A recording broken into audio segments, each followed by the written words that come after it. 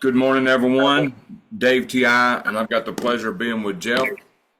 Um, Hold on. Oh yeah, I wanted to show you, and I asked Jeff before the program started. Somebody sent me these shirts to wear on my program, and if you'd like to get one of them, I can give you the info.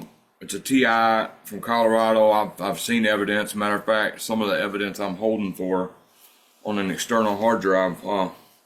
But anyway, this is one of them. I thought that this would be like too red and black, too sensitive for the crowd. And this one, of course, says,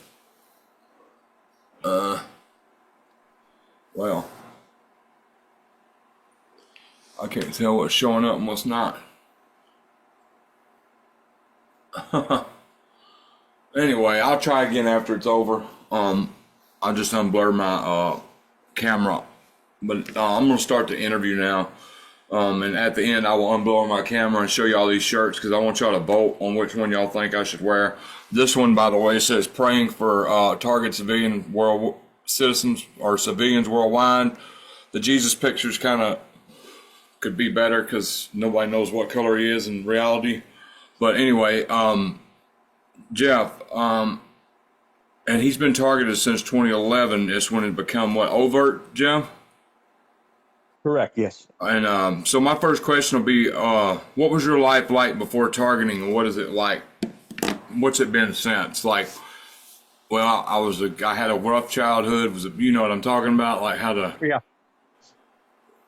Well, my childhood it was rough, in a couple of senses. I mean, the family had a couple of bucks, so there was some money, and which is nice, but there was a lot of there was some occult involvement especially with my grandfather, and I could probably talk about that for a second. Yeah, it was my birth when I was born. It was timed to occur during a solar eclipse. As crazy as that sounds, and it's so funny, David, because right away when I start off talking about a story that sounds out there, I always get very self conscious, but it's the truth. My mother's birth was timed to, the timing was to take place during a solar eclipse, in Wow, '67, and that's the absolute truth. And I believe you, man. so there was always a kind of the quiet presence of the occult was always part of my childhood. And it was tough. It was an abusive family without a dad, and so you kind of take that depression and anxiety and stuff with you into your adulthood. But apart from that, and I know a lot of people share that in common, you know. But apart from that, life was not so bad. I mean, I had some friends. I was always one of those guys that had like one or two close friends, not like a bunch of friends. Yeah, I And was the same way. it wasn't that bad. I was kind of an adventurous young man, and I was not yet 21. I was 20. I was a salesman, which is not my field of choice. I don't like it. I always feel like I'm kind of like trying to be somebody's friend to get their money, so I don't like doing it. But I did it for like a few months, and I made a couple of bucks, and then I went to Europe for 10 weeks by myself, backpacking around. So I had that kind of, the world is my oyster attitude. And now, quite frankly, now I'm afraid to leave whatever room I'm in, wherever I'm renting. So it's changed me fundamentally at a very fundamental level. I'm not the person that I was, not even close. You can't even Now, imagine that. would you say, in a sense, since you grew up and sound like decent lifestyle, but went through a lot of struggles, would you say that this program kind of humbled you? Because it did me.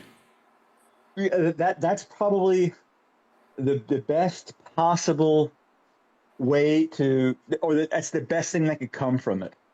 I Right, mean, like me waking it up taken me. homeless with one shoe off and having to walk a half a mile with one shoe off before somebody stopped and helped me. That was humbling. I didn't like the experience. It hurt, but it was humbling. That's very true, and that's very, and I guess that's what's that scripture? Whatever the devil wants to destroy us with, God can actually miraculously find the good in it. Yeah, he takes the foolish things of the world, confounds the wise.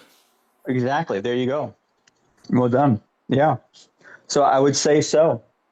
You know, but and it's funny as you say that. Um, One of the things I found hardest to handle and sometimes impossible to avoid is self pity. To be perfectly honest with you, because all I have to do is sit down for a minute and go, well, I'm 58 years old now. I'm never going to have the family I've always wanted. Work is not going to ever happen again. I can't work. Um, so what do I have? You know, and then I'll go to that place, and it's very easy, but I don't want to do that. I really can't afford to do that. Also, anything that I might be able to do, like what you're doing now, I commend you so much for it. Is you're helping other TIs. You've turned something that happened to you around, and you made it into something that blesses so many people. So what could have destroyed you, you've taken it, and you've changed it into something that's a blessing for other people, and that's amazing. Right. That's You like take the negative energy and that builds up and the anger that builds up in you, and you turn it into something positive. Yeah. absolutely, absolutely, 100%. Yeah. Did I answer only part of your question? I'm sorry. No, you answered it all. So did you, was you, did you have, all right, so you had one or two good friends. Was you close to your family even when you left home? No, I have no siblings. I have no brothers or sisters. I grew up without a dad. Didn't really know my dad growing up. Probably spent only maybe like 2 months with him over the course of the majority of my life. So I didn't really, so he wasn't there. My mother, she had a lot of problems. She was a product of abuse herself, and then she just kind of turned to prescription medication and just had to just kind of because there was some money. Her dad, my grandfather, had some money, so she basically just lived in her room in the apartment. Never left the room really, or never left the apartment certainly, and just Right. did like a. Because back then, in the 70s, 60s and 70s, you could have as many doctors as you could afford, and she had doctors all over the place. So she had all these pill bottles, endless pill bottles and medication. So just watched soap operas and ate herself to death popping pills. Right. So And I that was guess I that. said this question to ask you this, like at one point, what point did they start falling off? It's always fascinated me how through influence mapping, emotion, and other ways they do it, people just start dropping off like flies that were in your life. You're wondering what Oh, they were told. And I think there's definitely smear campaigns because I tell the story. I was in New Orleans in 2018, and there's this place called The Rebuild I would go eat lunch at. They got showers, and they even hand out free shoes, brand new pairs of shoes. They get donated on Thursdays. I was in line to get a pair of shoes. My shoes were rough. And the dude's like, look, he pulled me aside. He's like, look, I can't give you shoes. I was told not to give you nothing. And he said, but wow. if you come after hours when nobody's here, I'm going to give you a brand new pair of New Balances. What size you wear? And he said, because I don't believe in this stuff. He said, I don't even know you to judge you. And so I went back and I got a brand new pair of New Balances. And he told me just to keep my mouth shut. Wow. That guy was like an angel. I Yeah, love those stories. That's wonderful. it's That's rare, wonderful. but man, whoever gave me them shoes, I feel like God blessed them to the max. Absolutely. When did it happen to me? The smear campaigns, from my perspective, they kind of go out a little ahead of time, like just before, again, like the targeting thing. I call it, there's a covert phase where you don't know it yet, and things are like maybe put out there around that time about you, and then it goes overt, which is when they decide that it's time for you to know it, that something funky is going on. But close to that time, to answer your question, and it's absolutely. and it's one of the most heartbreaking components to this program. I mean, there's this family that lived up the street from my grandparents' house, and to this day, I consider them my family, and they have nothing. They don't have anything to do with me. Nothing. I mean, I have a goddaughter. She won't talk to me. Mm. Nobody talks to me, and that's heartbreaking, David. Because I'm gonna get emotional, but I've always wanted my own family, and I know I'll never have one. So she's like it, in my heart anyway, and won't have anything to do with me. So it's tough. It's tough. You know, But don't give up, and don't give up hope because I was in the streets 4 years. If you'd have told me I would have met Holly and had all this going on, I mean, I didn't have. I was totally blacklisted 4 years. Nobody to help. that's amazing, and you got through it, Yeah, and now you have a ministry basically. yeah. So I'm just all this change was Colorado at the airport when I fell out. I was talking to another TI. My legs got heavy. I fell out, woke up in the hospital, and then my legs crippled on the left side. They say I got transverse myelitis and the worst B12. Wow. Well, I can't. I'm not going to talk about medical stuff, but anyway, I'm just trying to cut down on as much of it I can. But I might just start, just putting for entertainment purposes only disclaimer up there, and people that can discern would know. You know what I'm saying? That's a good idea. That might work. But I'm just saying, like, it came like I was fixing to get out of the hospital and roll my wheelchair in front of a car. That's where I'd Oh my come because God. I was like, well, I'm sure. And then, it just stuff fell in place. I was never intended to even meet her and thought she was a perp at first till she showed me her burns. But I Wow. said, I either take a chance at getting perped or I roll my wheelchair, and that's the options. Which for the record, I would never do nothing like that again to myself because I realize how much I love myself and how much value I have, no matter what nobody thinks. That's amazing. God bless you. That's wonderful. And you made the right choice, and here you are. You're helping me. You're helping everybody that listens, and that's huge, man. I'm just That's saying, don't amazing. give up, man, because I never would have thought, you know. I'm trying. I'm trying not to. It's not easy. I mean, Mm-mm. I don't want to just start. I want to be able to answer your questions, but it's the emotional thing. It is just unbelievable. I mean, when you can't even get help. Yeah, I mean, you can't even go for help, and it's you just feel, and it's amazing. It's amazing to me that it can take place in broad daylight, in front of everybody, and it's just I did I looking back, there's one person that I knew, didn't know that well, but knew her, and she was targeted. But at the time, I remember just wondering, like, because somebody came over to me and told me that she was a bad mother, and then they go, well, I just want you to know, Jeff, she's a bad mother. And I was like, what the hell? I didn't even know why he was telling me that. But now looking back, when I revisit the how, when I knew her and what the social situation was like at the time, what was happening, I'm like, yeah, she was, but I had no idea that this existed like this. It's unbelievable to me. I don't want to just start talking away.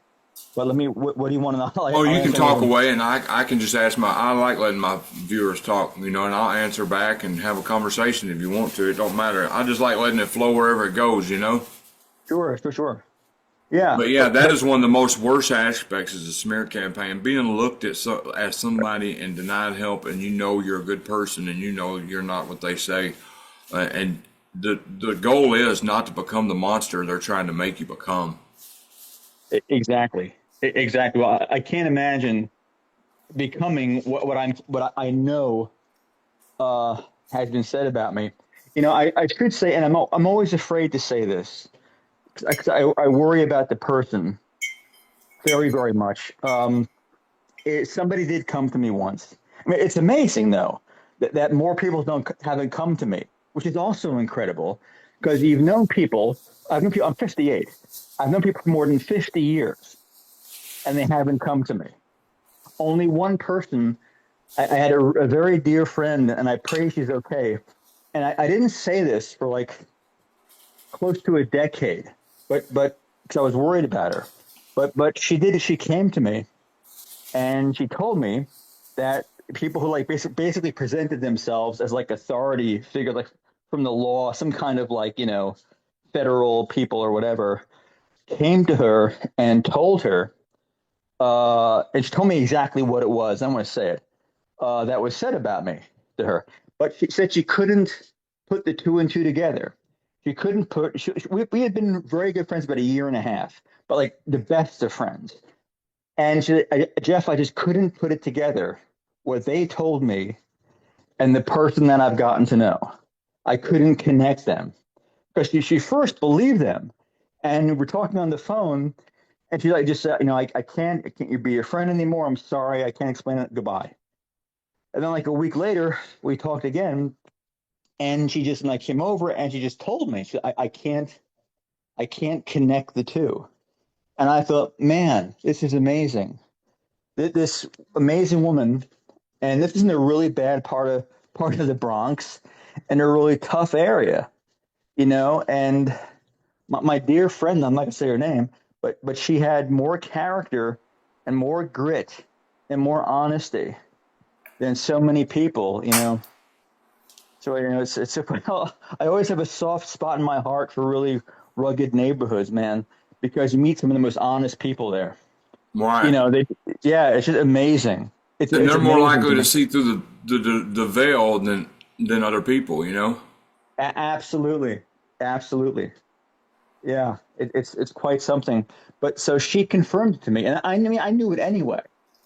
I mean, when you first become targeted, you find pretty quickly that there's a lot of it online. I mean, I remember the first time I was sitting in a small library in the Bronx. I think it was like near, no, it was the East Bronx. And so it's very, very early on. It's like by 2011. And I had been off Facebook for a while, but then I went back on Facebook. And I said, maybe, so I joined in the library. It's like, 2011, so a lot of years ago. And I joined Facebook. It was even, I think, much easier to get on then. And then I went to I said, let me enter targeted individuals, and maybe I'll get lucky and I'll be like one group there, one or two groups or something. But there were endless groups, and I wrote a little note saying, basically, I mean, one thing I said was, I'll like walk on glass to get to you if you could help me make sense of this, you know, and a little bit, before that, saying what was happening to me. And of all the groups, I don't know how many groups I copied and pasted this into so many years ago. Only two people responded to me. Now I understand that now, but only two responded to me. And yeah, the one guy he was actually a great, great, great friend to me. You know, I don't think he's doing. I think he's struggling now. I think he's sick. I think, but actually, it brings me to a point that I wanted to make. You know, on my TikTok, on the other account, I hope it's okay to say that. Um, one thing I basically do is I really try to encourage, other targets like to do what you do, but even like on a smaller level, like just to send another TI a text, see how he's doing, or to call somebody, or to just post something positive and just to do something.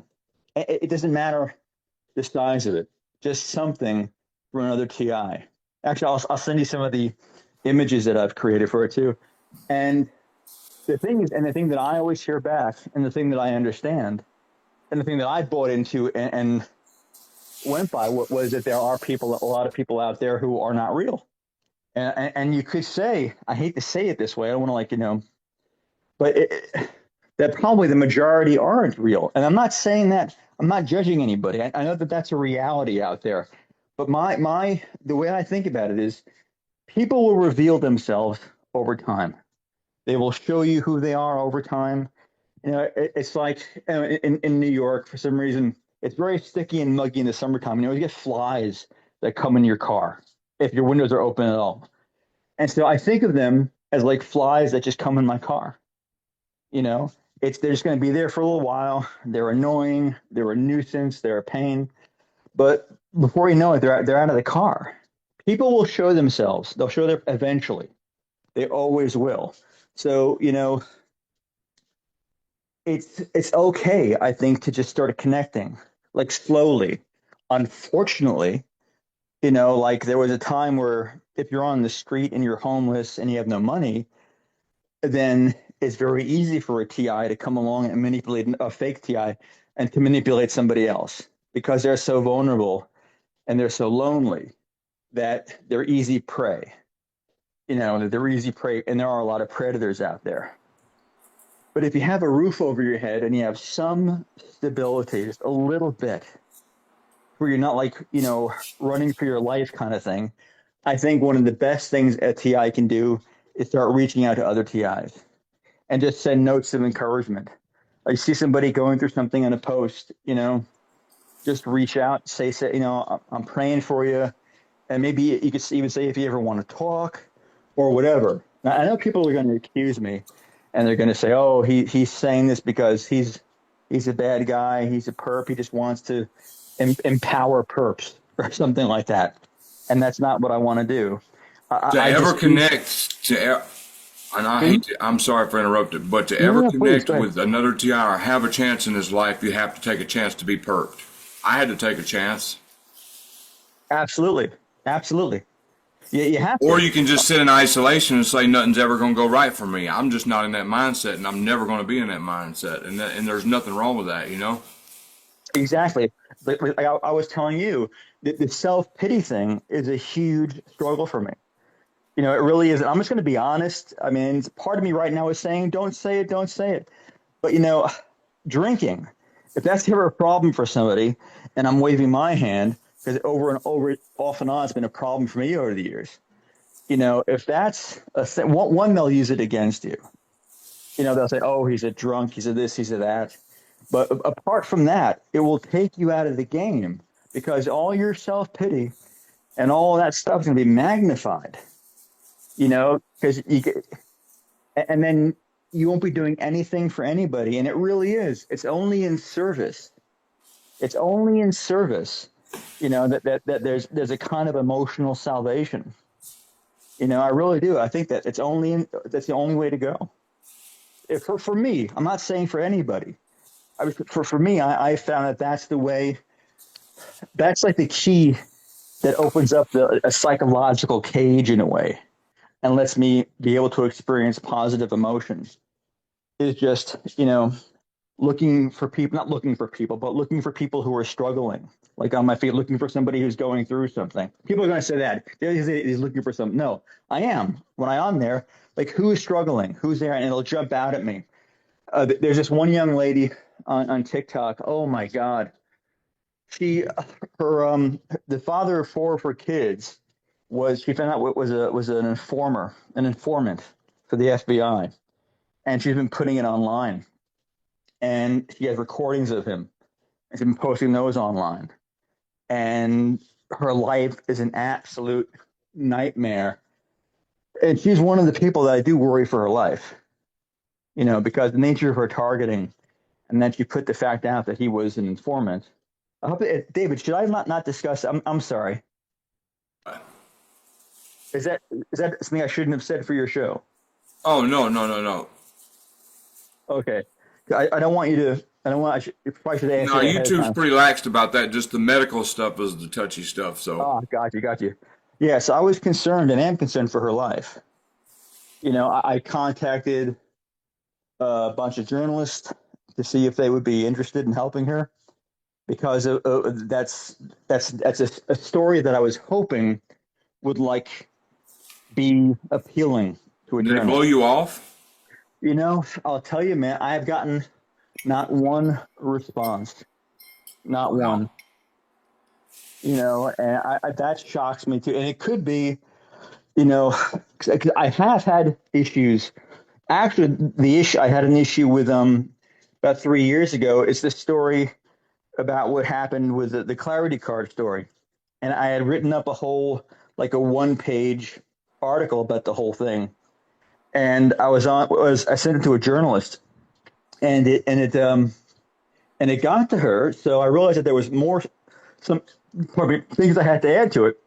So I called her on the Facebook Messenger, messaging her, and then I was on the laptop and I pressed send.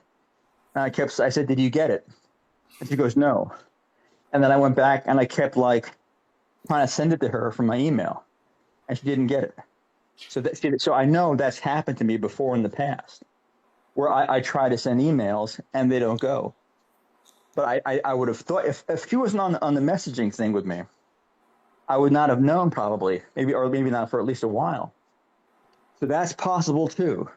So, the phone messages that I left, the texts, Or the all of those middleman things. was erasing them. Yeah. Or whatever whatever stops it from getting to point B. They can do it. They have so many things they can do. You know, Yeah, I was talking with a friend yesterday.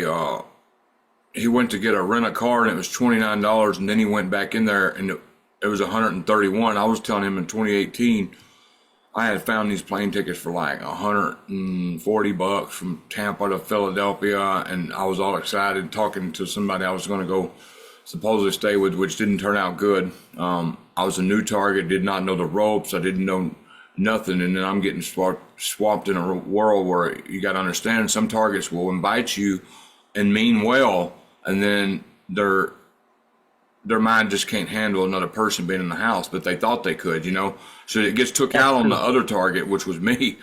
But what I'm saying is, when I went back to look at them tickets, is every one of them had changed like $1,000 in like 2 minutes. All I had to do was say on the phone, "Hey, I found cheap tickets." I went back, the same website and everything. Everything was like 1,000. I'm like, wow. yeah, no, that's exactly. Like I told you that I had to. I'm relocating. Well, very extremely soon. Very, very next. Like very well. Very. I want to say exactly when, but very, very Right. soon. And it was not as bad financially. I kind of did it very quickly. I didn't talk about it. I didn't really tell anybody about it.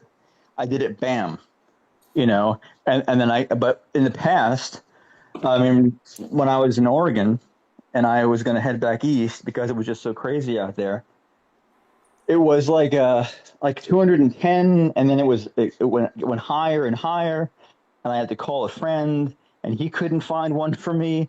And like it ended up being like 450 or 460 from 210. So it doubled in almost no time, within the hour or something like that. So yes, absolutely. They'll nickel and dime you every little way they can, every little possible way they can. They'll tack on extra money here or there.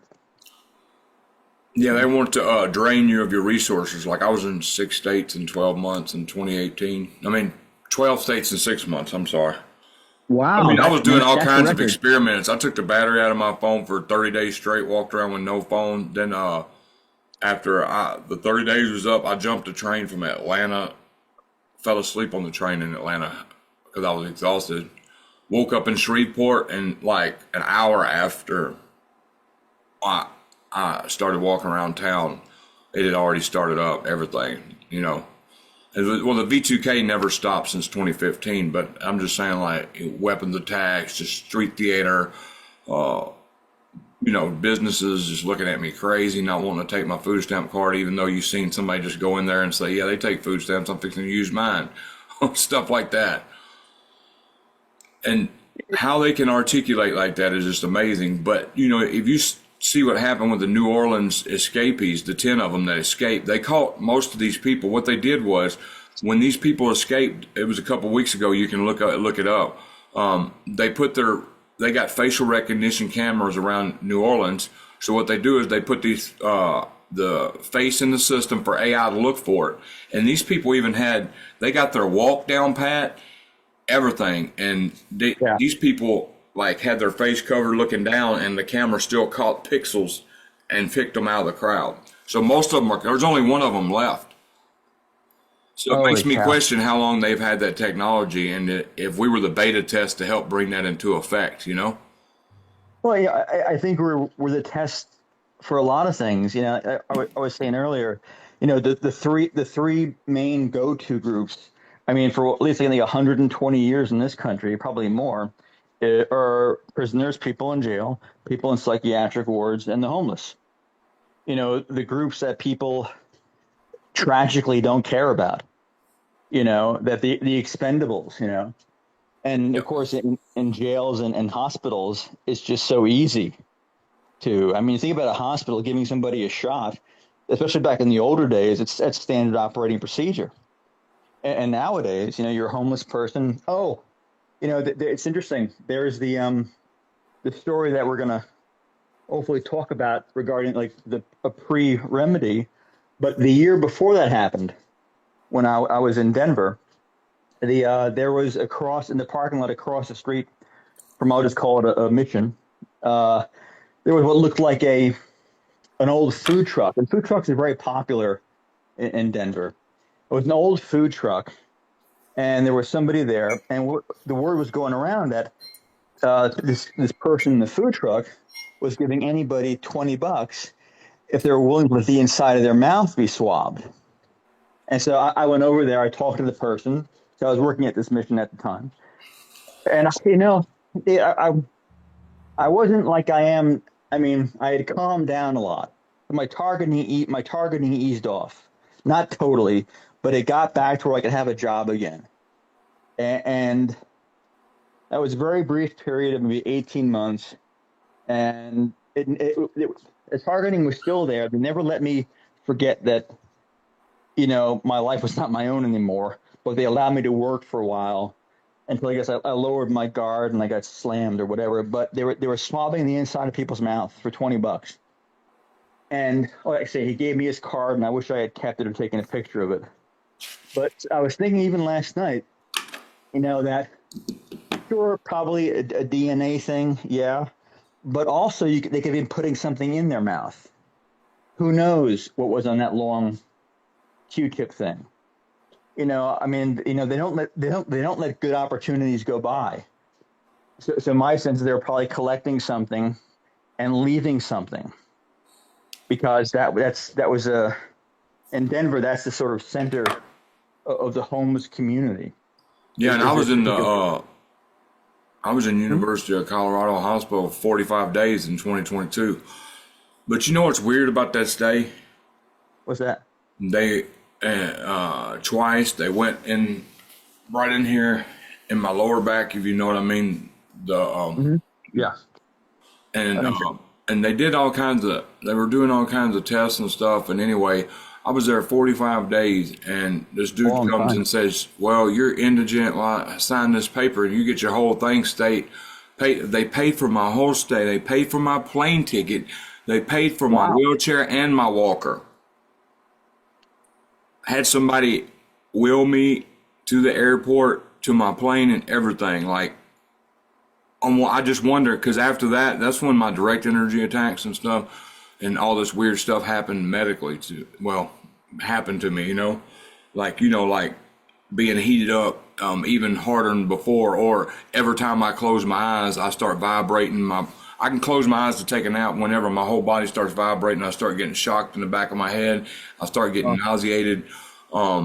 And every time I close my eyes, now since I started the garlic, 2 or 3 times a day, that is cut in half. So I can close my eyes and I still get it, but it's not amazing. near as bad. But it was so unbearable. I would sit with uh, half Ziploc bags full of water over my face all day, like they were eating me up. My God, man. Which reminds me, we found some incandescent bulbs online, and the dinner table where I sit at, I can only sit there like 4 or 5 minutes, and I start getting burnt, nausea, and everything. So we changed out the LED bulbs for the incandescent bulbs, and now I can sit there. It was like I was being attacked to them bulbs, and it is possible because they're on a dimmer switch, if you know what I mean. Dimmer switches are uh, very known to be weaponized. I did not know that. I didn't know that. Yeah, at So least do that you from my research, that's what they say. do you think that you were chipped, or what do you think happened, or I something? know that there's one thing for a hospital to pay for your stay, but usually they just put you out. They don't have a social worker that finds you somewhere to go. Um, and buy you a wheelchair that costs, I think it costs like $700, and then a walker that costs money, and just give it to you and say, all right, we hooked you up, and then give you a ride to the airport and everything. I mean, nothing's free in life, you know. Something Yeah. happened. So they were making sure their experiment got home safe, so to speak. I Kind don't of a know. thing. I don't know, but I've never had the hospital not just do that for me. And somebody said, well, No. they do have Yeah. grants for indigent people. However, they've never heard of nobody buying no airplane ticket or nothing like that. I just thought the whole thing was weird. And my targeting as far as attacks with heating up, nauseated, vibrating, shocked, all that had ramped up 10 times worse. Well, there aren't things like graphene oxide or graphene oxide and other, was it the hydrogel, or those different things they put inside you are are metallic in nature, or that they have some kind of magnetized properties. This is just me guessing. I don't know.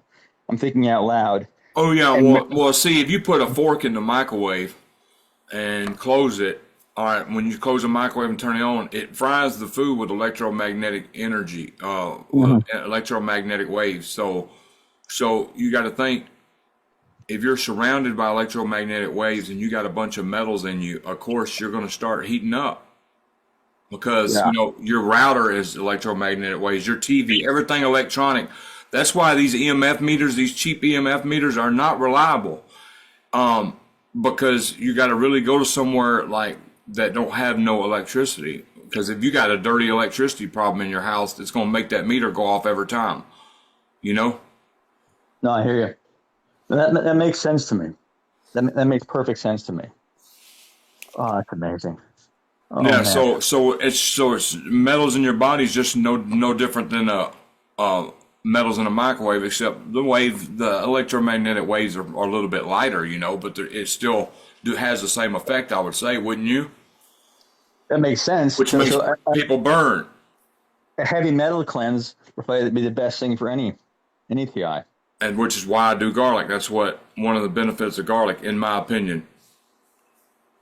I know not to get into all kinds of herbs and things, but I know cilantro is an incredible heavy metal uh, Yes. remover of the body. Yeah, and there was Yeah. somebody who posted some. Well, I can't find it. She wanted me to share this with everybody if I got a chance, and I don't know if I can find it. But we'll go on with the next question, and then I'll Yeah, look for it. sure. Please. Do you experience direct energy attacks? If Yes. so, could you kind of explain what you experienced? Absolutely. Absolutely. It was for now a lot of some targets believe I'm fake because I went like 13 and a half years with no directed energy. And it's funny, I have a very dear friend in Holland who gets just unbelievably nightmarish attacks. And I said to her, I said, no, I got to apologize to you. I said, I'm so sorry. Actually, we became friends after this started happening to me. I said, I really thought, and I did, David, and I had to apologize to everybody again, that people who spoke about directed energy weapons, I thought that they were either paid to do it, or that they were targeted people who where someone would come to them and say, listen, we'll take your targeting away or reduce it tremendously. We'll let you have a job again. But we just want you to go online and say that you're being hit with this and hit with that. And I thought that all these claims, or at least 99%, were to muddy the water, or to discredit people who were gang stalked. That's what I thought. I thought it wasn't real. And again, I just want to say that I'm sorry to every single person, every target who deals with any kind of electronic harassment, that I apologize. I do. I am so sorry because 6 months it started happening to me, and then over the course of the almost 14 years at that point, it's not that I made peace with my gang stalking and all the slander, all the can't work anymore, no friends anymore, none of that. I didn't make peace with that, but I kind of understood the lay of the land. I kind of knew that jungle. But then when the directed energy thing started happening, that was like starting all over again from scratch. but also worse. The way it happened once, it was just again Florida, renting a room in Florida, and it wasn't long after I paid that much month's rent, which is interesting. It always kind of happens that way. When I paid the rent at the beginning of the month, 'cause I don't get a lot of money. I'm on disability. I don't get a lot of money, so you're kind of locked in. You're where you're going to be, and they know that because now the cash is out of your hand. So you're it's like shooting fish in a barrel. So like the day after I paid the rent, or that day, I started experiencing, and it's so weird too.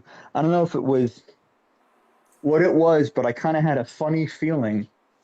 Something, 'cause I've been reading about it for a lot, even though I dismissed most of it. But it was like a popping feeling on my body. But the most obvious thing was I'd be laying on the bed, and it was like a very heavy duty power cable was running under the bed, and it would sort of vibrate. It was like if you were a kid and you had like a 9-volt battery, and you put your tongue between the two little things at the top, and you get that Yep. like shock. That's what it was like. To this day, it always starts at the bottom of the bed, like a vibration, and then it reaches a certain level, and then the ear ringing, the ringing in the ear starts, and then it goes a little bit higher, and then like a free floating. It's static electricity is minimizing it, but it's like an intense weaponized static electricity will be on my body and like poking me like a needle in my legs and my arms and my eyes. And I did a lot of research, and it's interesting that when my eyes get bone dry, like a little stab in the eye. And I was reading that non-ionized radiation evaporates any surface moisture, evaporates it right away. So if any targets, if their eyes go bone dry, like mine do, you know, that's why. At least at this point in my research, that's why. But that's how it happens. On the bed, usually, it'll work its way up, to my body, and then eventually, because I was in about 6 months ago, for a period of 4 weeks, I was renting out an RV, but it wasn't. It was like a shell of an RV.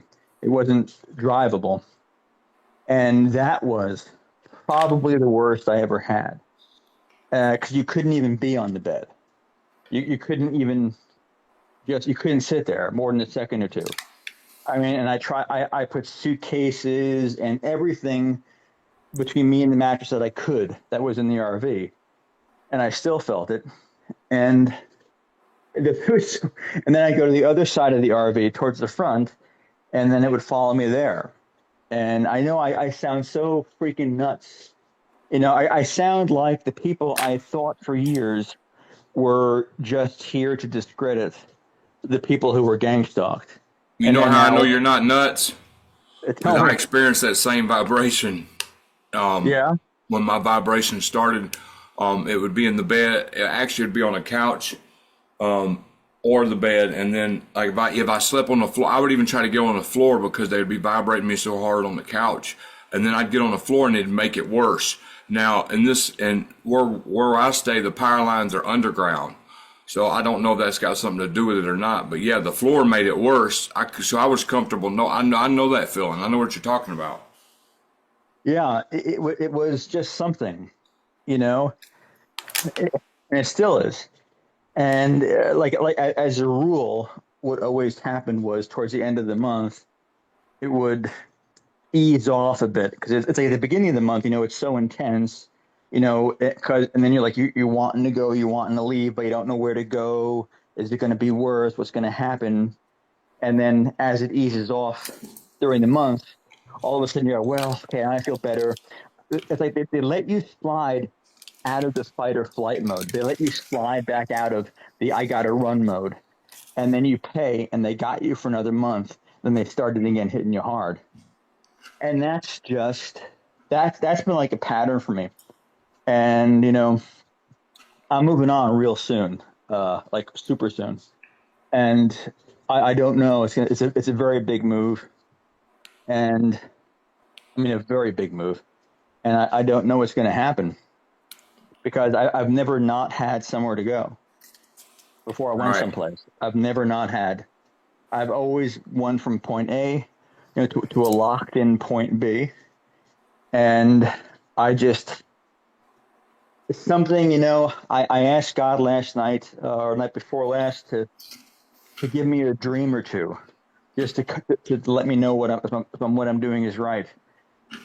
And I got a couple of dreams that seem very encouraging. They were surprisingly positive, but I'm still very nervous. This is a huge move. Well, You know, hmm? Sorry. just know that since we've been talking, like I got a list. Like I don't like telling people. Me and Holly try to pray over this list. Your name's on it. Like we don't like telling people. You put a post on Facebook. You read somebody's post is really going through it, and you put I'll pray for you. And then if you forget to pray, like sometimes that would happen, and I'd be like, I feel guilty. I got to pray for this person right now. So I started a list. So you better believe in Ezekiel 22:30, the Bible says, I looked for one person to stand in the gap for this nation before I destroyed it. And because I could find not one person, I destroyed it. And he's talking about prayer to go before to petition God for a person. So it's important to have people standing in the gap for us as TIs. I agree. I agree. Well, please put me on your list, and anybody else listening. I don't want to sound like, oh, woe is me, but I mean, It's hard. yeah, like enough. It's like enough's enough. It's like, God, just take me home. It's like I'm not trying to be, but it's like if it's just going to get worse, let's just like take me home now. Because this is just you know So you're uh, getting uh, blacklisted in the whole 9 yards. oh, dude, I cannot go anywhere. I cannot go anywhere. That's why for the last several years, I really haven't. I'll rent a room someplace, and I rarely leave the room. I Yeah, mean, see, I even if haven't there's left like the a house in 3 years. I don't blame you. Well, the I other don't. day Why would I? I did fight my stuff the other day and I went out, and the whole time I was out, like I was in, V2K was talking to me and I'm not even going to entertain what it was saying, but, I experienced V2K the whole time. I went to Chick-fil-A real quick and came back, very nerve-wracking, very, intense. I had to take one of my Ativans, which I rarely take. I don't like taking it, but I had to take one before I left. And it helped me a little bit, but man, it was very intense not being out in 3 years and going out. That had to be amazing. I mean, my gosh. I mean, I would go out like as a rule, it was like once a month to get like medication to go to the pharmacy. And a few Right. years ago in New York, they delivered. But unfortunately, I would have to go out then to once a month to pay the rent. But yeah, I would if the situation was such that I never had to leave ever, I would never leave ever. And I hate to say that because I'm admitting that I've been conditioned like a dog. I've been totally put into a state of learned helplessness. But at the same time, dude, why would I want to go into being triggered? I will always. It's Exactly. never. Why do I want to stick my hand into the fire if the fire hurts? I don't want to do that. I tell people, there's a difference between fear and common sense. I like that. That's good. It's true. It's very true. Yeah, I think I commend you for doing that. I mean, that's why. So you know what I mean when I say that I'm going to have to be. Not only will I be out there and traveling for quite a while, I'm going to be getting someplace with knowing nobody, having nowhere to Mm, go, man, I and hate that that. scares the crap out of me. But it's the thing to do right now. Wow. Man, I've been in your shoes so many times, so I just sit here, man, I feel for you so bad, man. Because I know how it is. You already don't like going out. Now you're going to have to go out and actually move and accomplish something. And people Yeah, who don't and never go out, you would have to be in our shoes to understand what we're talking about right now, I guess, if you haven't been a hermit before because of this. because it's just going out just feels like the whole world's just staring you down meanly and like judging you for no reason. It's just so, oh, Well, yeah, and it's interesting because and now it's taken a step. I mention this after I did that interview. Uh, hey, can I mention the name of the show or no? The other show. oh sure, Yeah, yeah, it's Kimberly show. Was it Unveiling Shadows? I think is the name. And is that correct? Unveiling yeah, Shadow. I don't want to get it wrong. Unveiling Unveiling Shadow. Shadows. Yeah, and if you go, the show was just called Jeff. But I shared something that you and I have talked about, Yes, and it's very, very, very intense. And because how do we say this? It's an organization in Denver uh, that helps people. and if you can't understand what he's trying to say on here, for some reason she can say stuff like that on her show. So just go to her show and watch what he's trying to say because it's a pretty Yeah, important part of his story. it's very, very intense, and it's not just about me. It's not just a Jeff Ti experience story that's extreme.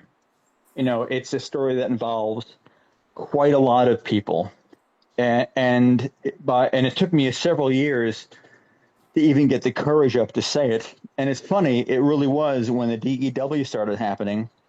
I kind of looked at life in a very different way, and then I realized, well, now is the time to talk about this. Yeah, so if you go there to Unveiling Shadows and the show called just Jeff, and if you listen to the second half of it, forget my. I mean, I don't even care to listen to my story. The Right. second half hour is extremely important. And I'll tell you, David, I got a phone call from a therapist that I see who a few days after the interview. Now she didn't know about it. My face is blacked out. It just says Jeff. No, no, no. There are a lot of Jeffs in this world. But a few days after the interview, I got a phone call. Now she wants to diagnose me. She has or she wants to with some kind of paranoid persecution disorder. Now this is weird because I know how psychiatry is easily and generally is weaponized against targeted people. That's why I've always, when I've spoken to her, I said, listen, I want to say her name, that I said that I show no signs of anything related to schizophrenia. She goes, I know, Jeff. You ask me that every now and then, but I wanted to get her to say that just in case down the road. And just lo and behold, a couple of days after I mentioned what I mentioned on that interview, that happened to a very large number of a lot of innocent people, that all of a sudden we're talking, and she has this nasty attitude, and which was clue that provoked me somehow, and it didn't.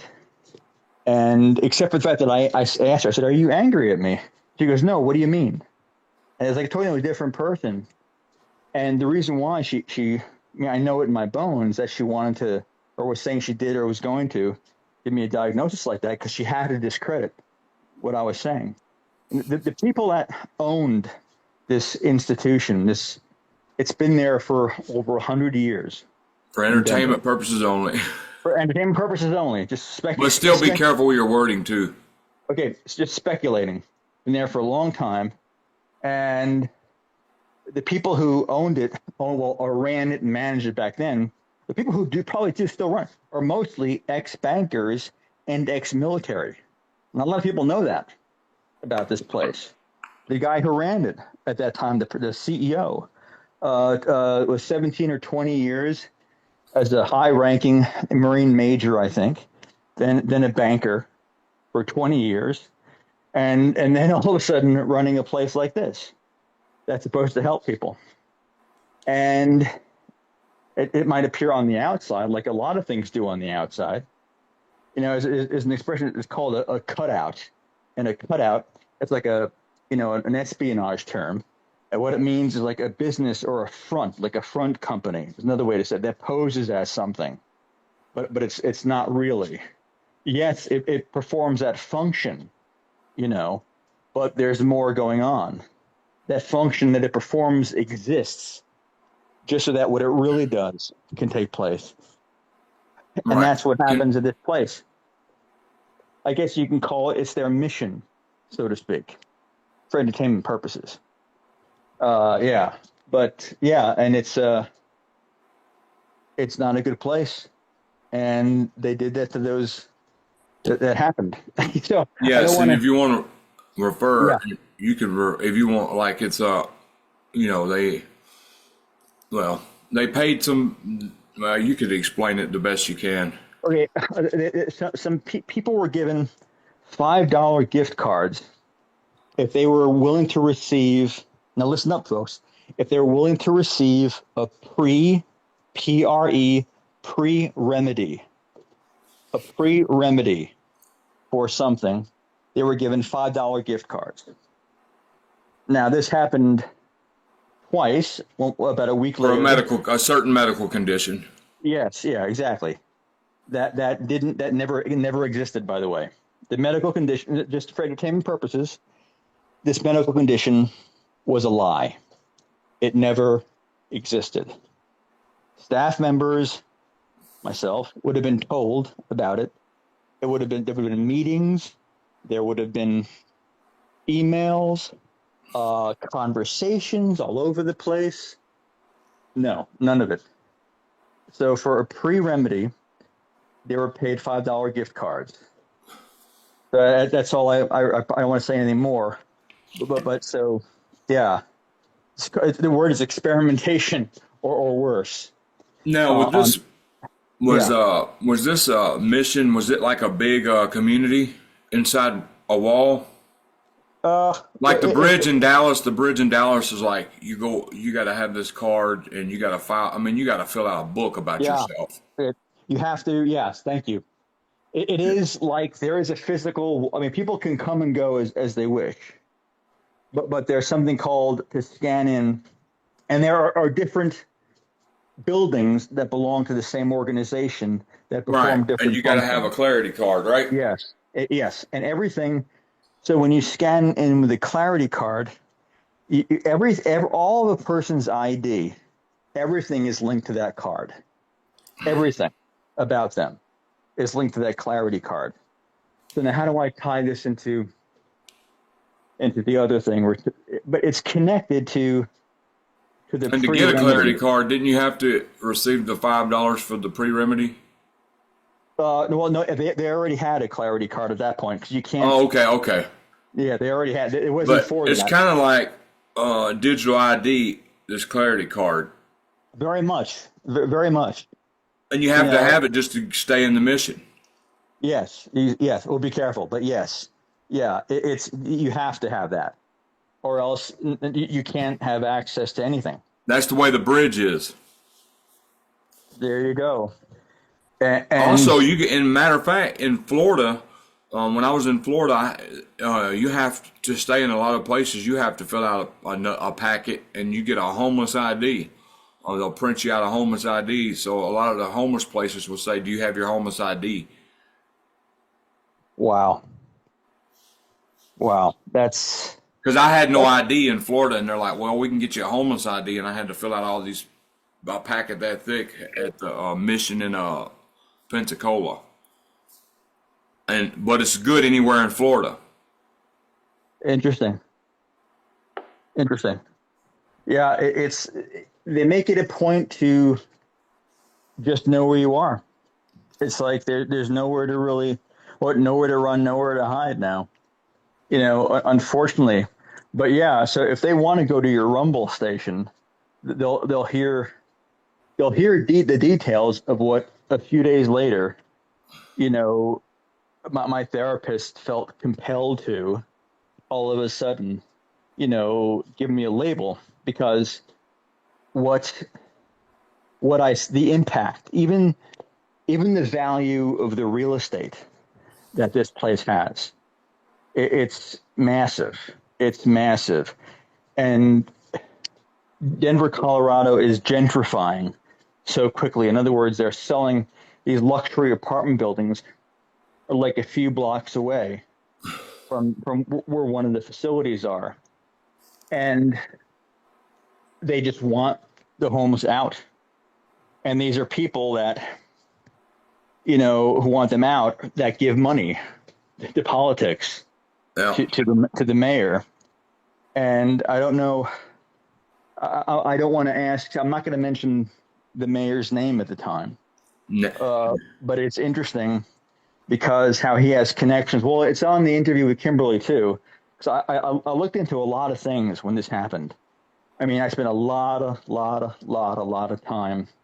And I mean, watching videos. I mean, looking at the books, document. I mean, really, all totally legal stuff, but a tremendous amount of time. And the connections that I found were horrifying. And what it made me realize was that what happened there was definitely not the only place this happened. It happened in a lot of places all over the country. And that means a lot of completely innocent people, one of the most vulnerable populations in the country, if not the most vulnerable. and if you, I want to say, Yeah, if you want to go to Targeted Hard on Rumble, I will upload a video explaining it better. And it's a capital T and a capital H. yeah. And please do that, guy. I know, as And somebody there's just no started. space in between. Okay.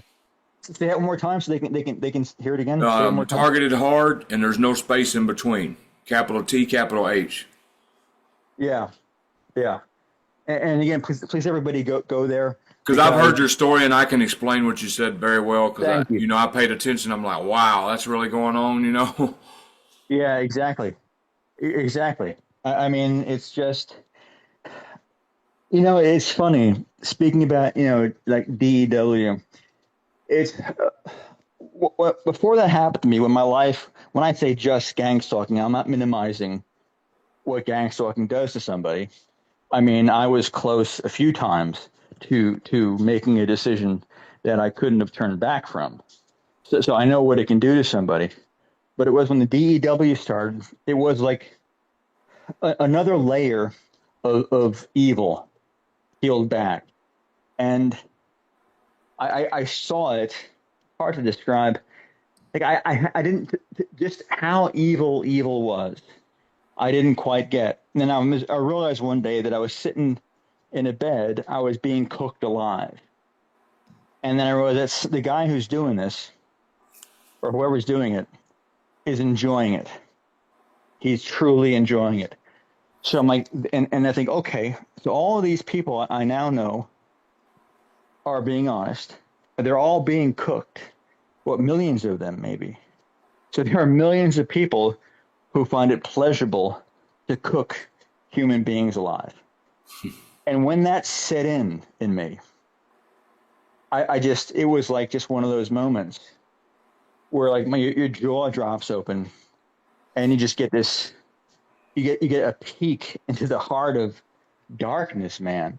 And it just like it scared me. It blew my mind. I couldn't get my head around it.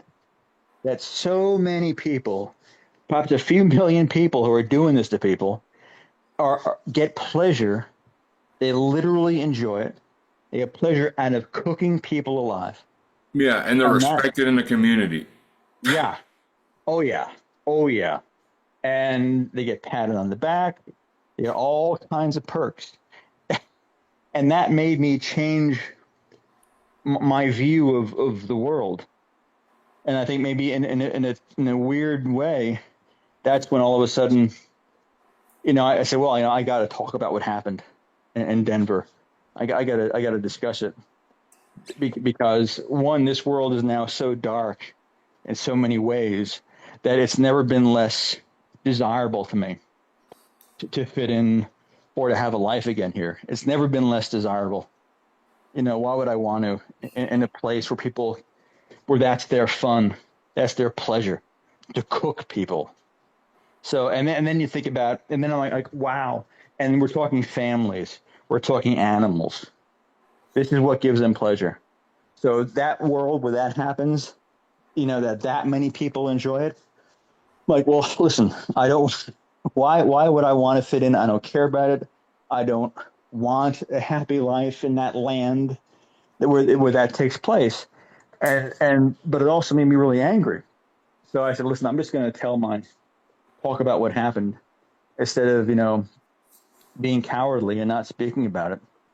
So Right. that's when eventually, and a lot of people, David, didn't want to touch the story. I would talk one lady who writes books about this. She goes, we're talking into it. Well, send me what you have. And I sent her like a one sheet, a one page. I said, well, my husband and we can't really. That's not really what we're doing right now.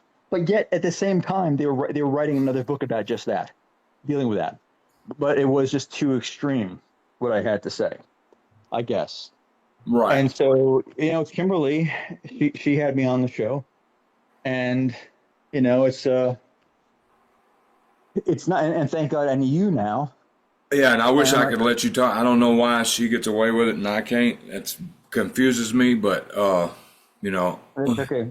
I'm I'm gonna just figure out different ways to still proceed. If an interview, I think I'm gonna start doing. If an interview's intent, get people to go to my Rumble channel more, which I haven't really uploaded to Rumble in a while. But I'm gonna start doing that. well, you know what you might be really great on. I don't know if you ever been to Substack. I've Substack, heard of a lot. Substack. Yeah, I'm on there. A lot of people who are also very like serious writers, a lot of authors, a lot of journalists. You find they're going there now. Okay. So a lot of these they're old like fashioned newspaper men. They write. They don't want a camera. They don't need a camera. They want their typewriter and their cigarette and their cup of coffee, and that's where they do their work. So these are writers, a lot of them, but also video people, and it's growing, but it has a really good solid base of a I'm lot of definitely gonna check really, into it. yeah. Oh, it's Can amazing. we There's a pause? lot of, I have to use the bathroom. yes, please, sure, go But ahead. my next two questions, and we're almost done, but my next two questions just before we pause is going to be, have you ever experienced a honeypot? And, I just would like you to discuss where you're at on your spiritual path as well. So I'm going Okay, to I'd pause love it to. and I'll be right back. Sounds good. All right, I'm back. Sorry for the interruption. Yeah, my question was, could you explain, like, have you ever experienced a honeypot? And if so, could you explain kind of the situation that went on?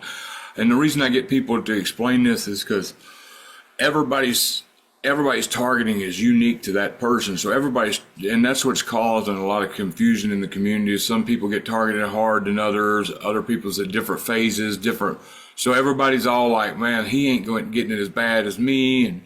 And this, it's just all mass confusion, which is what they want. It's the perfect thing. Target some people light, some people medium, some people extreme, and then there's smash confusion. So I like people to know, some people are sent honeypots, and I like different stories from about honeypots, so we could, because they're very very slick in what they do, and it's important for new TIs to know about these and spot them and put it into them so they cannot infiltrate and ruin their lives even further. Sure, sure. Yeah, it's well, I'll tell you some great stories, not great stories, but interesting stories. But one of the great things. I'm 58 now, so one of the great things about that is, if a young woman jumps online and acts like she's Yeah. interested in me, I'm really not going to believe it. I'm an old guy now, so that kind of makes it jump out. But yes, well, I'll tell you how extreme that can get. When in what I call the covert phase, which can be years before the overt phase begins. Especially, I guess, if what the reason behind your targeting. It's like you said, and again, you made a great point that everybody's targeting is different, and sometimes a person will hear about somebody describe their targeting, and it'll be so different that they won't believe it. Like the fact that I didn't receive any kind of DEW for a long time.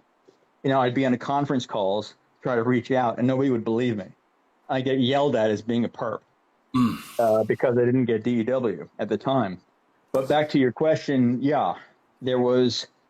and it was actually a relationship that lasted a few years. That's the thing. So they can come into your life for a while, and I know that that might also get people to say that that I'm fake, but there's this incredible. It's a group called, I think, Spies Out of Life or Spies. It's a UK group over in England, and it's about it's women who've had men come into their lives, and these guys were all off duty law enforcement. And this is it's not even like a small, it's a huge website and a huge thing. They had relationships for years with these women. Some of these cops or marshals or whatever they were actually had kids, and they were all basically gathering long term information. Some of them were advocates or whatever. All these different groups that they belonged to, and they might have had some good positions in. And these guys started having affairs with them that lasted years, and a lot of them got exposed, and it's now a movement of these women that were used for years. So I say that, and I'm not avoiding the answer to the question, but yeah, people will. It's very serious. They'll come into your life for years. Now, do you think that when she came in your life, she knew what she was tasked to do, or did you think Oh, she was convinced absolutely. halfway through? No, no, that was from the very beginning. Okay. And also, it's so funny. I'm gonna if I make it from point A to point B in the next like day or two, I'll be surprised. Say Because Psalms 91 out loud. I mean, read it out loud as many times as you can and mean it with yeah, your heart. At the protection, God's protection has got me through a lot since 2015. I did. I don't want to forget to get back to this. What happened with this woman? But I did Right. last night when I read your note. I read this psalm, and what it did was it reminded me of two or three dreams I had the night before. Because I had asked, I said, God, I need to give me something, give me a couple of dreams to let me know that I'm doing the right thing. And he did, but I'd forgotten until I read that psalm. And then I read that psalm and it reminded me. So, and that brings me back to what I was saying about you having a ministry now. Just that one little word from you, dude, that Psalm 91, that brought back the series of three dreams that I Oh, that's had awesome. because of you, because of you being obedient. I just wanted to encourage you with that. But yes, she knew exactly what she was doing from the start. How I met her, well, I'm not going to go into the details, but if I were to, you would see it was without question. And then what's interesting is the fact that she was divorced when I met her for about 2 years, but an organization that she belonged to, somebody she in the beginning of relationships, there are moments where you tend to be a little more chatty. I'm not going to say too much, but whatever. Certain times where you just kind of talk and you're relaxing.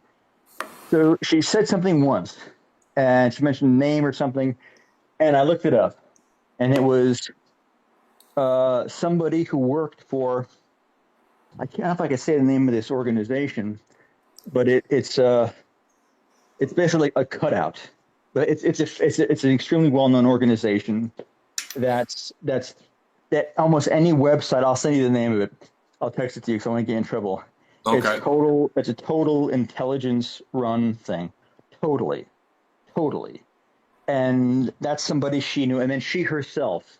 I didn't even know this at the time, but when I realized some things were going on towards the very end, I looked into some of the things that she mentioned only once, and I'm like, holy cow! She belonged to the organization that this recruits from. And and then if I say this, I'm talking, well, you'll see. It's basically, it's a front group for a three-letter agency. The initials are NED. If anybody wants to Google the NED, that's an acronym. Each letter is a word, and that's, you enter NED, and then I would say CIA, and then is that okay to say that? Yeah. And I won't say any more. but then you will see what they are, and that's what she's connected to, and that blew my mind. And then I'll just keep going out there. And then there was her husband, and when they were married, they owned a business, which she mentioned only once or twice. Would never ever revisit the conversation down there. It would never. It was so weird. It was like talking to somebody, and the only way I could describe it was as if they turned their hearing aid off. She literally wouldn't acknowledge that I was speaking. And that in itself sounds unbelievable because it sounds so ridiculous, you know, but that's exactly what she would do. But they owned a business while she was supposedly teaching, and she was, and while he was supposedly driving a limousine, and he was, I believe. They still did this business, David. The insurance, the insurance alone for a kind of business that they had would have been millions of dollars a year. Just the insurance. There's no way. But I looked up his connections and one person that he worked with. And then one of that person's closest friends was a director at an agency with three letters.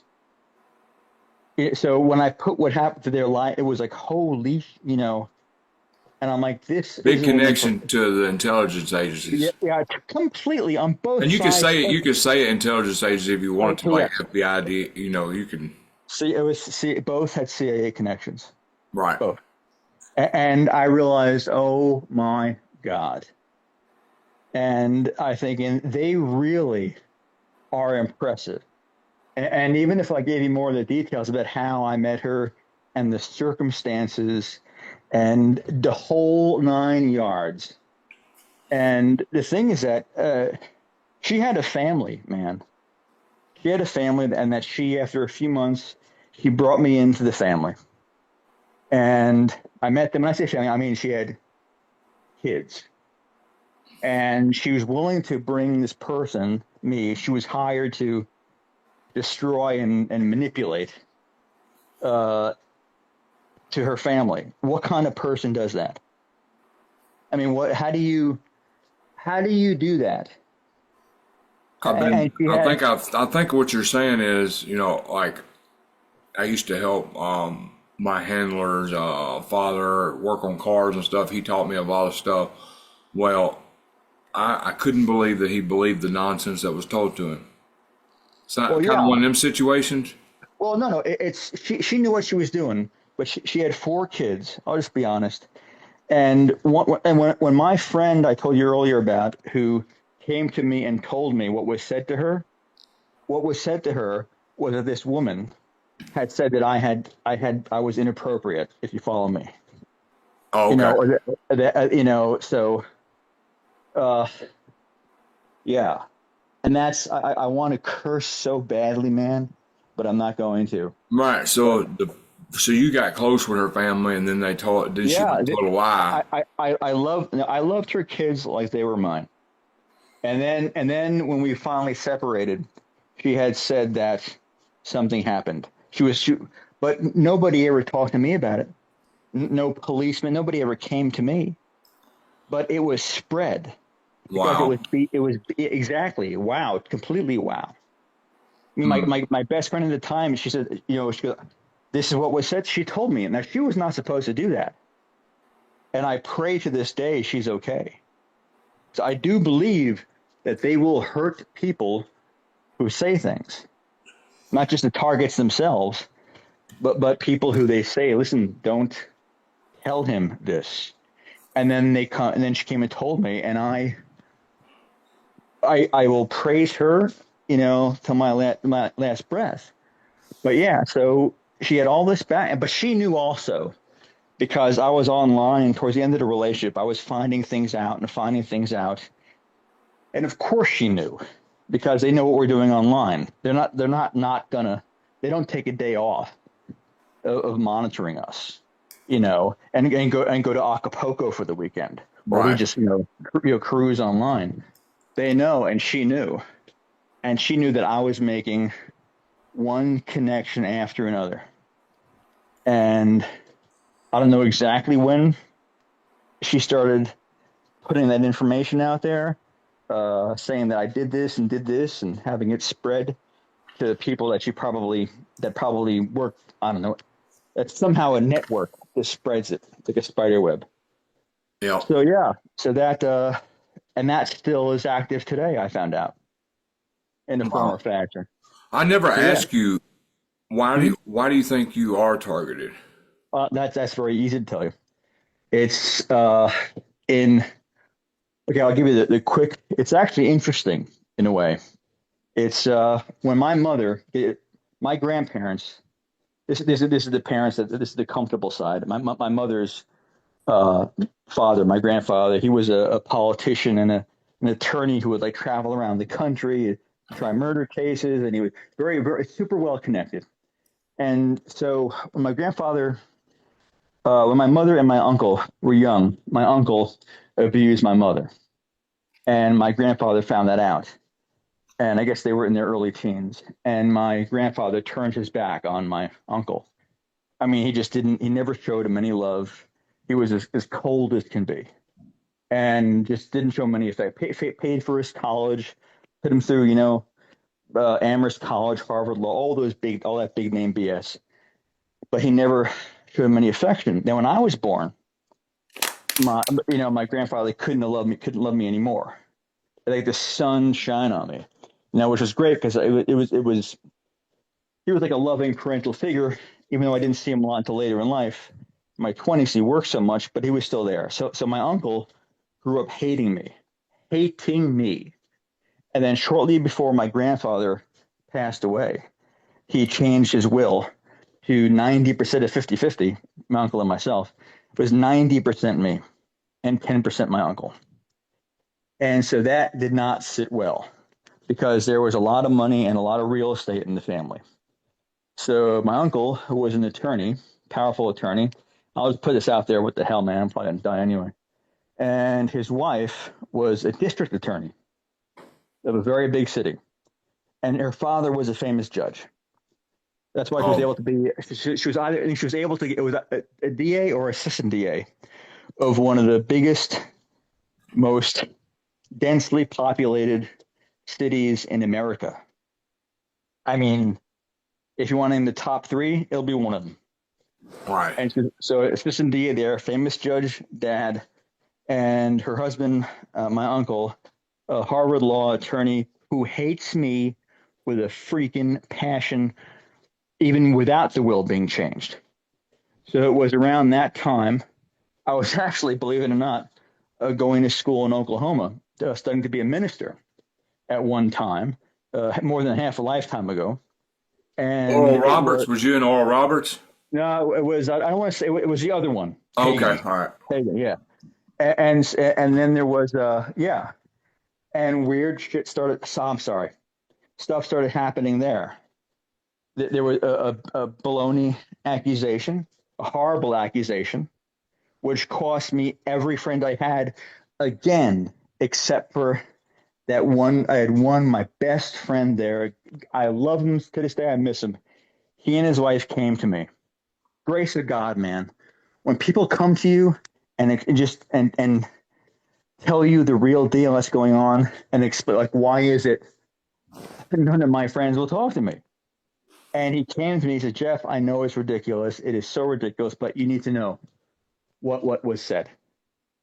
And I'm like, "You're kidding me." And he goes, "Nope." So that happened. So There's a you were in rumor. ministry when that happened? Yeah, well, I was graduating. I was Oh, gonna. because they're the spirit of Jezebel feeds on people who are going to be you know that's one of the spirit of Jezebel's You main know, that's tactics is to interesting. take people off their calling. I never I never connected that. I mean, and again, I from 15 years from age 15, I was when I became a Christian, and I've known about that spirit, but I've never connected it to that incident. That's really interesting. Yeah, look it It up when goes, you get off here. The spirit of Jezebel. One of her main goals is to take the man off his calling, just well, destroy the that's calling. it destroyed every connection I would have had. Also, her I want to say, but there was a military connection with this person who made this accusation. but again, it was, and I just put for the record. So this woman's mother, this young woman's mother, came to me, and she goes, "Listen, this is what I'll say her name told me that happened, and it wasn't even, but it wasn't what everybody else was told. So she told her mother the truth, and it was like a conversation her mother and I had.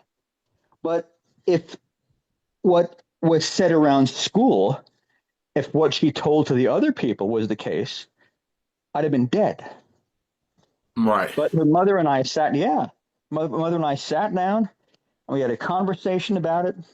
And there was no anger. It was just like, it wasn't an issue. But what she turned around and said caused me every friend I had, cost me every friend I had, Hmm. every friend. That's why people freaking gossip, man. It just, and slander. It's slander. It's a slander campaign. It might not sound that bad, but holy cow, man, it will take a person out. Yeah, And there's a again, Bible. There's a Bible verse that says gossip is considered one of the sins that is just punishable by death back in the day. wow, wow, that'd be interesting. But the country would be half as populated. But yeah, so that bit of gossip destroyed, and whether that was connected to the will, I don't know. Was she paid some money? I don't know. Was the spirit of Jezebel? I would say definitely, but that destroyed me there. But that was around the time, and then other things like my car. I started having all these car problems, like early targeting stuff, where you don't know what's going on yet. Where no matter how much money, my perfectly functioning car never had an issue. All of a sudden, cannot get it fixed. Putting all the money into it, not getting fixed, and then so that was what happened around the time. And then, long story short, even though the will had been changed 90% in my favor because of my uncle and I don't want to say his wife, he was so emotionally abusive to her. You think, assistant DA or DA, but he was so disgustingly emotionally vicious to her. I remember one time he was yelling at her. He goes, if he's yelling this to a DA, he goes, go perch yourself back in your little corner like a little bird. And she like just walked away because he would just, and he was a disgusting guy. So he had me thrown out of the house. He had me thrown out of my grandparents' house. It should have been mine. And yeah, disgusting person, disgusting person. But yeah, but that's what hate that festers in somebody will do. And yeah, it's been a hell of a journey, man. So I went at in my late 20s. The plan was to graduate Bible college and go to Eastern Europe and be a pastor. I was gonna. Wow. It was Czechoslovakia then. It was like the year after I went to Czechoslovakia in 92. And then there was a guy there who was about 30, and he inspired me to be a minister.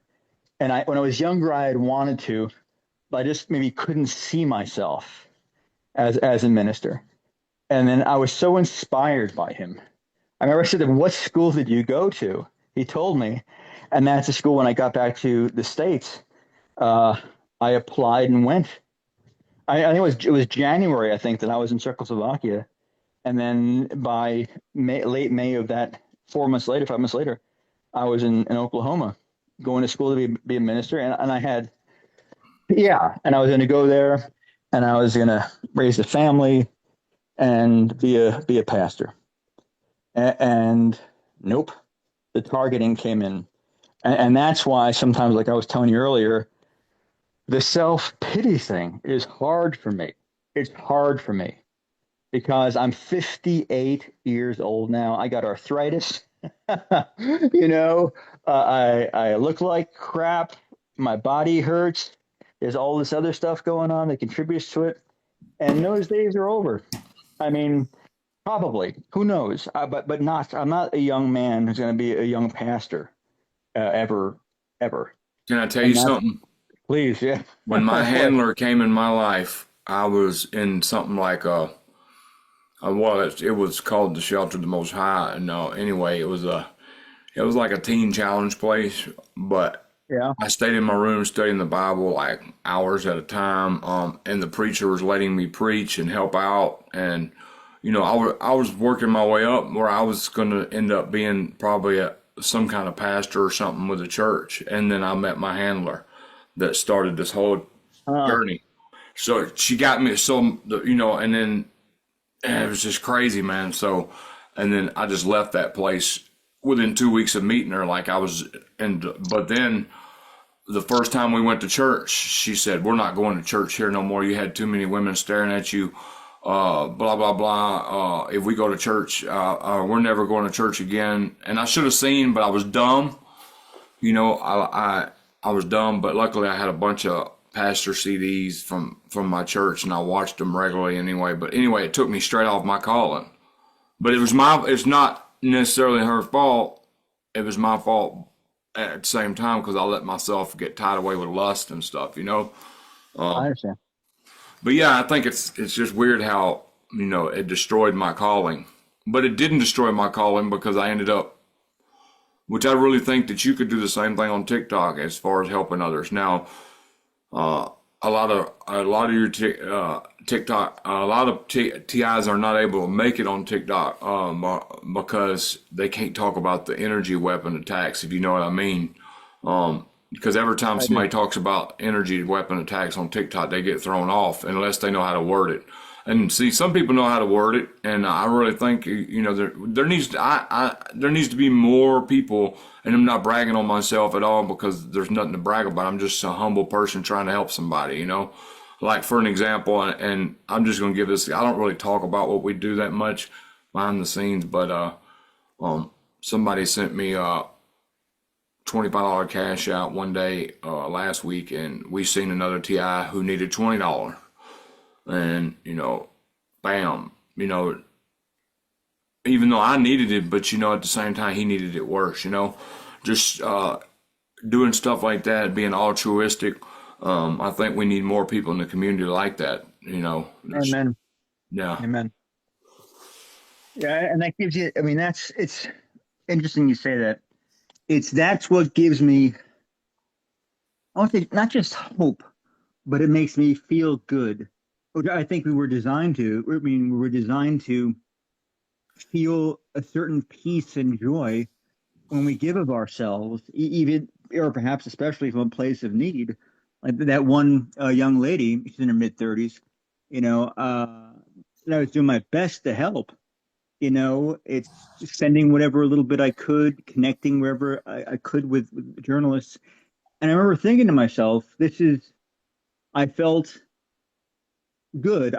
It was like I felt like it was like maybe not a pastoral, maybe a past, like you're just taking care of somebody. I think if you want to be a pastor, usually there's something inside you that just benefits in every way from being of service to people who are struggling, maybe not struggling.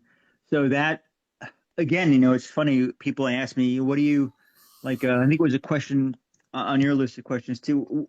What advice do I have for other TIs? And it's the same thing now as I always say, which is just help another TI, and whether that's like what you're doing, which is incredible. And thank you again because that Psalm 91 that you sent me, that I read that, and the three dreams I had, and they were all so important. And what a oh my God, because I mean, as anxious as I am right now, I mean, I was more frightened is really the word, not anxious, but that just gave me such peace. So you really were like batting 1,000 as a minister. You were like just, you know, total, all eight cylinders pumping, 200 proof minister, Right. Well, So I when you reached appreciate out that. and told me your situation, I've been in that situation many times, so my heart went out to you. And when I was in that situation, that's what I did. So I just gave you a tool that I've used before. Wow. Thank you. And Well, I I'm just have glad to, it opened it up because I've heard many stories like that. Well, what you said just helped. And, I guess we get so beat down by the blacklisting, being looked down on that, knowing we're helping people and making a difference, it just counteracts them what they say, and it just proves to you on the inside, hey, you ain't got to listen to them. You know you're a good person. You know. Yeah, yeah, it's true. But I, that's what my advice is. Oh, and you're right about TikTok. The first TikTok account that I had that they canceled, I was talking. It was I was making the videos from within that RV. And the funny thing was, I mean, it wasn't because of me, but I started to pick up a following, and so the combination of and that's also when they just squashed the account because there was no real reason, right. you know. And now the new TikTok account, I got a strike for a hashtag. Now, if you look at my hashtags, it's all like, it'll say, community, love, support each other, call a friend, all these positive things. But it said that I had a hashtag that is associated with some kind of inappropriate behavior, or See, me a too, and I didn't gang do sign. nothing. Yeah, it's a compliment, I guess. But unfortunately, it's you have to learn to like right now. I don't. My hashtags now are I'll do targeted individual, gang stalking, and I'll do DEW, COINTELPRO. There's a term called Zersetzung, which and it sounds weird. It's exactly like targeting, but it was what happened in Germany in the Hmm. 50s and the 80s called Zersetzung. It means biodegradation. But it's exactly the same thing. So I'll put that in there, COINTEL, all that stuff. And it's a smear campaign, slander campaign. But I don't put directed energy weapon. I don't do that because of the Right. word weapon. So I'll put like microwave, and then I'll put a couple of scriptures in there, and then beneath that, I'll put in like frequency, like by itself, and I kind of smatter it in there, and that's helped me to avoid it. And I make videos now too, but again, most of my videos are just I trying to encourage TIs, because when it was about me on the last TikTok account, and I was making those videos, David. When I was making them, I was in tears, some of them, because I Wow. didn't know what was happening to me. Yeah. And I don't know if that's why. Maybe it was just like sincere anguish. And people, I don't know why, but it was just. But now, when I started this one, what's happened is some people from the older account came on and following to some degree. And I hope this doesn't sound narcissistic, because I can care less the numbers. I just want the idea of that one person who is alone somewhere, who doesn't know what's happening, is lost everything and just doesn't know what to do, and they're so scared and afraid. If I can somehow say something that helps that person, that's makes me feel like there's a reason, there's a purpose that I have. Right. But yeah, so that's even what I was talking about.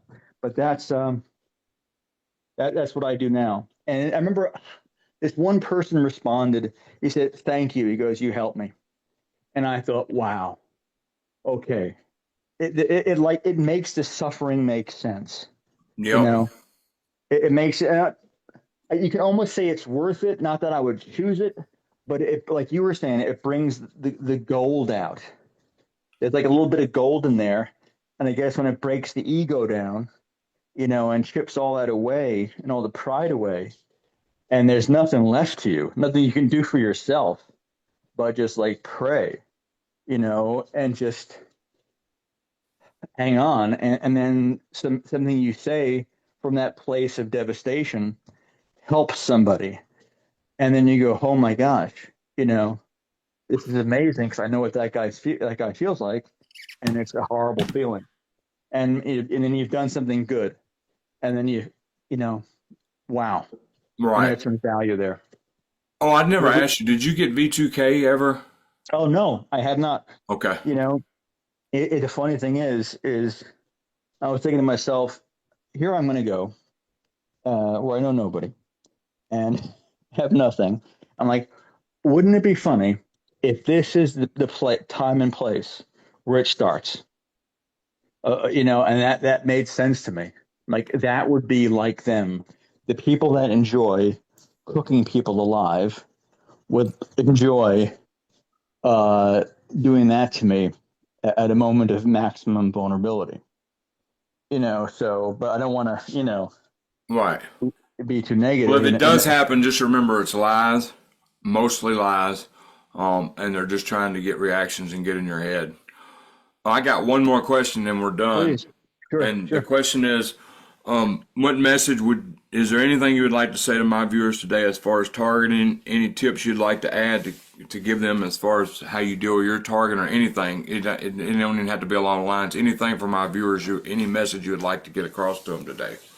Yeah, actually, what came to mind as you were asking the question was because the best advice for anybody who's targeted I just gave, which is if you see somebody struggling, send a Right. note and see if a friendship can be formed there. But what I would want to say is to people who aren't targeted, who are curious about what's happening, and maybe they've paused for a second and said to themselves, well, maybe this is real. Maybe this is happening to people. Maybe they're not crazy. Maybe they are experiencing exactly what they say they are. And I would say, well, firstly, thank you. Thank you for pausing and listening, because one of the hardest things in the world, if not the hardest for anybody who's targeted, is that look in people's faces when you're so in need so desperately in need to be believed, and you reach out, thoughtfully, and you try to, you present yourself and explain yourself that it's real, and they look at you like you're crazy, and then they say, well, maybe you should see a psychiatrist, or do you take Medicaid or something, and maybe they're well intended.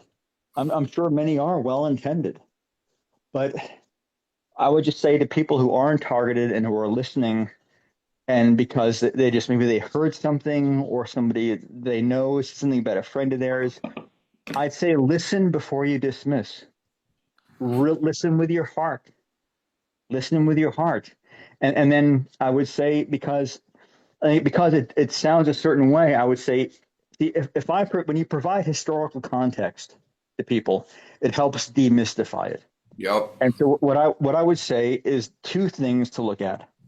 One is COINTELPRO that happened, I guess, with the 50s, 60s, 70s in America. And And certainly, I got a I Hmm? got a video down below if you scroll down through there on Tupac and how he was targeted, and it goes into Oh, the absolutely, COINTELPRO program. absolutely. It's deep And too. it is. And the second thing that I would say, first is COINTELPRO, and I'll spell the second thing. It's a German word. I know it might sound funny to some. It's called Zersetzung. It's Z as in zebra, ZER, S as in Superman. So ZERSUTZUNG.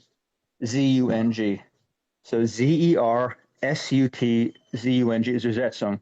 And that's even closer to targeting than COINTEL. I mean, COINTELPRO was the same thing too, but Zersetzung was precisely targeting. It didn't have the technological stuff, but it was literally exactly what targeting is.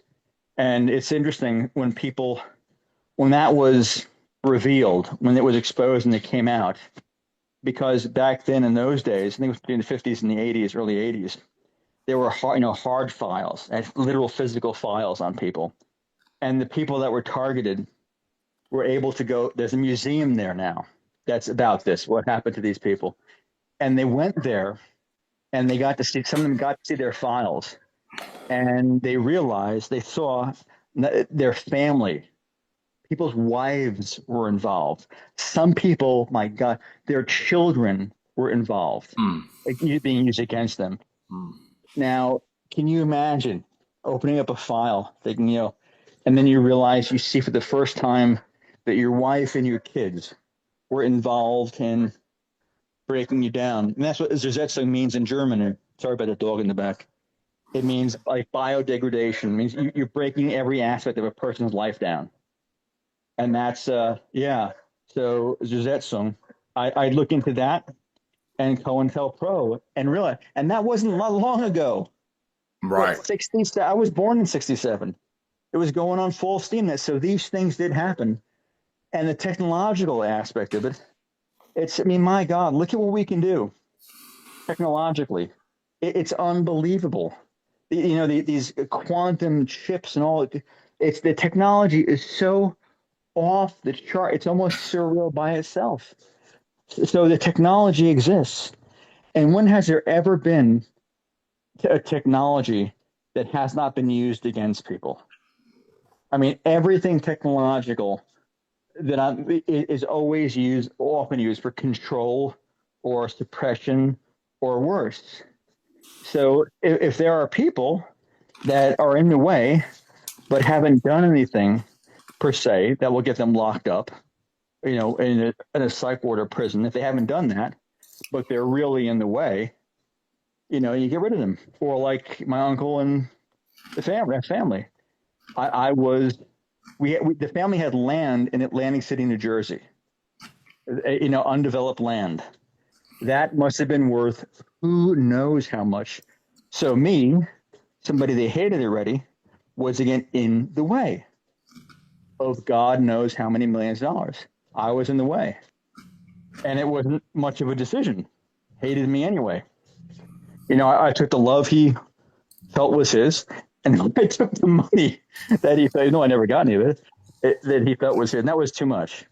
So yeah, so he had the connections, he made the phone calls, and that was the end of life as I knew it. So yes, so I'd say listen to people, listen with your heart, not just your head, and realize this happened. And it happened the exact same way in Germany, East Germany, the Zersetzung. People were made, and COINTELPRO, they were made to look crazy. They claimed that it was designed to make them look crazy. And that's what we're not saying anything new.